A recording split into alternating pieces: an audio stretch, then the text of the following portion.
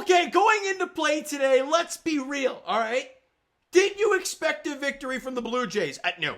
We talked about it in last night's video, how with Jose Barrios pitching yesterday, and he had Fitz going, who's not a bad arm, but he was pitching for the Red Sox. You wanted to win that game because you knew Garrett Crochet was pitching today and Easton Lucas was going for the Blue Jays. Now, did Easton Lucas pitch great in his first outing? Yeah, it was against the Nationals, but yeah, he did good. Now you're facing going up against a really good offense in the Boston Red Sox. So, didn't feel great going into play today. Oh, and don't you love baseball? Because I said it right at the end of the video yesterday. You never know what you're going to see in a baseball game. Because the Blue Jays beat the Red Sox 6-1 at Fenway today. Improve the record to 7-5. Win the first two games of the series. And at the very least, you're guaranteed a split. Really, really good start for the Toronto Blue Jays. I'd say within their division, right? At the very worst, you would have had a split of 4 against Orioles. And at the very worst in this series, a split versus the Red Sox to start the year. You play the Orioles in the next series too, so it's a very important stretch for the Blue Jays, interdivision games. But let's break this down. The Jays had a chance in the first inning. Had Garrett Crochet on the ropes, bases loaded, 2 out. Davis Schneider at the dish, he strikes out. Oh my God. I said it, was it yesterday? I don't know which day I said it, but the mustache was fun. It's done. Okay? Like, give me a Relvis Martinez. Because what David Schneider's doing, I mean, I'd rather watch Relvis do something like that than him. Even though I'd like Relvis to play a little bit more. But honestly, anybody other than David Schneider right now. He's 0 for his last, 30-something in the big leagues. Hasn't had a hit since mid-September of last year. It's ugly stuff. Now, nothing happens there. Easton Lucas goes out in the bottom half, shoves. And he shoves for his entire outing until the top half of the 6th inning when the Blue Jays finally get the hit. And boy, oh boy, do they make do with it, shall we? Let's start this puppy off because a lot of good things happened in this inning. It starts with a Santander ground out, which continues to be a thing, but he was 0 for 1 there in that inning. I don't know why I just said that, but he was 0 for in the inning, gets out 1 away. George Springer comes up, and he gets it like some sort of change-up curveball thingy that didn't do a whole lot from Garrett Crochet, middle in, and Springer drives this thing to dead center field, and it's gone! Springer's second home run, a home run at that. Thank God. We haven't seen a home run in, it feels like weeks. They had 5 going into play today. I think it's probably the lowest number in baseball. And George Springer adds to the total. His second of the year, dead center, crushed this thing. And the Jays got a 1-0 lead. Awesome stuff. Ernie Clement then flies out. And damn. David Schneider then gets on base, but that's because of an Alex Bregman error, which you're like, okay, maybe. Miles Straw then walks. We're like, okay, interesting. Infield single from Tyler Heineman. Okay, now the bases are loaded. For Alan Roden, we'll see what... Or no, sorry, not bases loaded. 2 were on, right? Yes, right. So Tyler Heineman infield single, kind of, but it was David Schneider scored, Hello, all over the place. But it was an error from Christian Campbell. And there's a lot of things going on here. Bottom line, the Jays got a 2-0 lead, and we're like, all right, let's keep this thing going here. And Alan Roden then walks. Now the bases are loaded with 2 out. They go to the bullpen because Crochet's day is done. And they bring in Zach Kelly to face Bo Bichette. And what does Bo do? Single up the middle for a base hit. In comes Miles Straw and Tyler Heineman. What a start to the year those two guys have had. Do I expect it to continue? No. So take advantage of it when you can. And they did in that inning. Great stuff there. A 4-piece for the Blue Jays in that 6th inning to put them up 4-0. They put out Easton Lucas for another inning. He gets as a base runner. I'm like, damn. And then they pull, unfortunately. But he was great. All smiles coming off the field. And they score a run in the bottom of the 7th inning. Rafael it's an RBI single, scoring Romy Gonzalez. Making it 4-1. And we're like, okay, we're fine, right? Yeah, it's right. Then you go to the top half of the 9th inning. And this is where we can all kind of take a sigh of just a little bit of a breath, right? No, was it the 9th inning or 8th? No, it was the 8th inning, excuse me. Miles Straw, singles.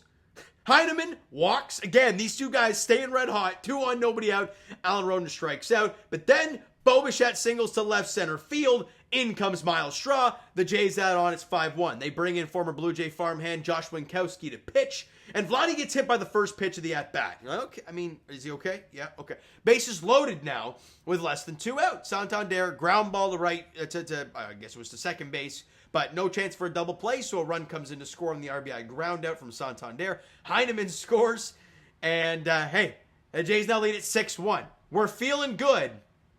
And in the bottom of the ninth inning, Jacob Barnes gets a little hairy, but he's able to get out of it. And the Blue Jays win this ball game 6-1 over the Boston Red Sox. Just a remarkable effort there at Fenway. Another really brisk day in Boston. And Bo Bichette continues to rake at that ballpark. 3 for 4 again today. Drove in 3 runs. And look, did stuff with 2 outs. We saw George do it yesterday. Bo did it today. I mean, you love to see that from your top of the lineup. That's the thing about your leadoff guy. You want him getting on base a crap ton. Well, he was on base 3 more times today. 3 hits, drove in 3 runs. Awesome stuff. Vladdy and Santander combined 0 for 9 with a couple of strikeouts. I mean, both strikeouts were Santander, but he hits an RBI, right? I guess. Not great. But George Springer just staying red hot. Like, it's incredible what we're watching here. 2 for 4, the run scored, an RBI, a home run, also walked once as well. He's hitting 459 with a 524 OPS. 524 OBP. 524 OPS is garbage. Going into play today, had a 1.181 WAR. OPS. My goodness, I'm all over the place. That's going to go up after today. That's crazy stuff. Yeah, another great day for George Springer, but again, it is April. I'm not going to get overly excited, but I'm enjoying what we're watching from George. He's not getting beat by the heater. He's going up there with an approach, and he's making the most of it. I love what we're seeing. I'm hoping this continues. I really am, but I will caution Blue Jay fans that this. Remember Matt Chapman a couple of years ago had that incredible April? I think he won Player of the Month. He was outstanding, and then couldn't hit a baseball the rest of the year. Right? Not saying George is going to do that this year, but at the age he's at, he's not going to keep this up. It's just a matter of what happens when the bad streak happens. How long does that last? We'll see. But I love what we're seeing from George Springer as of right now. It's beautiful to watch. And then the boys who continue to get it done. Miles Straw, 1 for 4, walks once, so he had a hit and a walk, scored 2 runs. Heineman, 2 for 3 with a walk. Got on base 3 of the 5 times he came to the dish. Scored 2 runs as well. Those guys combined for 4 of the Jays' 6 runs scored. Now, Bo drove them in, but who the hell cares? Because those guys that's the important part for the bottom half of your lineup, right? Find ways to get on base, and they are doing so. 9 hits for the Blue Jays, 8 strikeouts. They walked 5 times today. And Easton Lucas. Like, let's go right to him, okay? We can talk about George Springer. We can talk about the fellas at the bottom lineup doing a job, but Easton Lucas got it done. The Jays didn't score anything until the 6th inning. And he gave them 5 1/3 of 3-hit baseball, walked 1, struck out 8 guys. He was mixing his pitches up incredible. He looked really confident out there, and he was excited too. He had some strikeouts in the middle innings where he was actually doing a fist bump to get the first guy out of the inning. Like, he was actually just... And this is the story you love to see, right? 28 years old, never gotten a shot in the big leagues, really. The minimal chances that he's had, he's been no good. Let me just give you a brief idea what Easton Lucas is about. These are his innings pitched, okay? 2023, 6.2 innings pitched. He actually pitched for us last year? I guess he did. He pitched for 3 teams last year. Blue Jays, Tigers, Oakland A's. 4 2 innings pitched for the Blue Jays. 3 1/3 with the Tigers, 3.2 with the A's.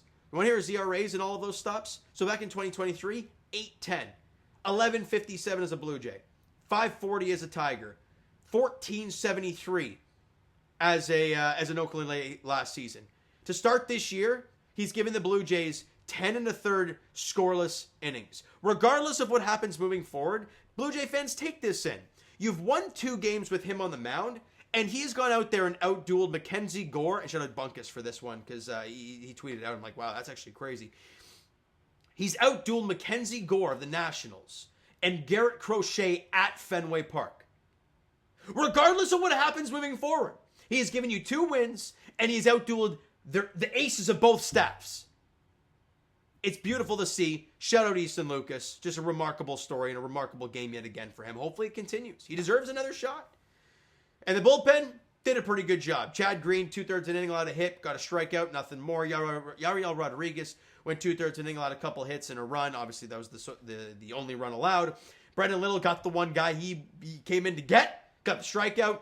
And Mason Fluharty, a big inning for him, right? He had a really, really rough time. Was it in his first outing or second outing? It was, I guess, his second outing. He had a good outing against the Nationals, but whatever. And then a really bad one against the New York Mets. Went out there today in obviously a much lower leverage situation, but got it done. Clean inning of work, no base runners and a strikeout, and struck out Alex Bregman. It's a good start to his young career. Build that confidence, young fella. And Jacob Barnes, as I mentioned earlier, kind of a crazy one, right? An inning, allowed a couple hits to start the inning, and we're like, okay, let's get it going. Got the ground ball double play, came the comebacker to turn it into a double play. Got a strikeout to end the ball game. And like I said, the Blue Jays win it 6-1 today over the Red Sox. Just an awesome, awesome stuff. Now, Game 3 of the 4-game set goes tomorrow evening, 6:45 first pitch at Fenway Park. Kevin Gausman and Tanner Houck is the pitching matchup there. I'm very intrigued to see what Kevin Gausman looks like. He had a really good first start. He didn't look very good whatsoever in his last outing. However, he limited damage, but the velo was down. Didn't have a single strikeout in his last outing against the Mets. And it's going to be cold as hell probably in Boston tomorrow. Remember that start last year against the Yankees at Yankee Stadium when it was cold and the velo was way, way down and he got absolutely rocked? We'll see what happens tomorrow. And as I mentioned, Tanner Houck, who's been pretty awful for them to start the year, he goes for the Red Sox tomorrow evening. As the Blue Jays look to get another win and at the very least win the series, which would be awesome. Winning 3 or 4 at Fenway, regardless of which way you look at it, is a success. All right, so you know what, guys? That is going to do it for this one. If you enjoyed the video and the win tonight, I was going to say this afternoon, then I got to this evening. I'm like, no, it happened tonight, you idiot. Hit that like button, do appreciate it. The subscribe button, you guys not done so already. Comment down below your thoughts on the video, thoughts on the game, what you like, what you not like from today's game. For the Toronto Blue Jays, Twitter, Discord, Instagram, TikTok, all that stuff is down below as well, so follow there if you haven't done so already, and I will talk to you guys. All right, Raptors edition tomorrow, 7:30 against the Charlotte Hornets in their final home game of the season. Leafs edition tomorrow night as well, as they take on the Tampa Bay Lightning at 7 o'clock at Amalie Arena in a very important game, looking to win the division. So that's a very important game tomorrow.